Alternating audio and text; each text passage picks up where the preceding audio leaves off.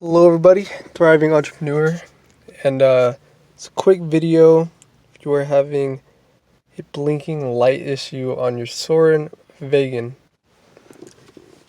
it's very easy to fix. So when you hit it and it blinks, all you gotta do is take the pod out, right?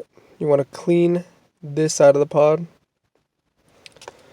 with a towel. And you also want to clean the inside connectors on your Vagon. So you just take this thing and kind of push it down in here and just give it like a quick wipe, right? And the reason it blinks is because there's liquid on those two connectors right there.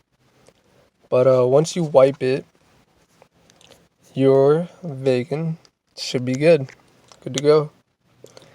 And if you like these videos, you like reading, like being smart, and if you are smart, subscribe to the channel and stay tuned for more.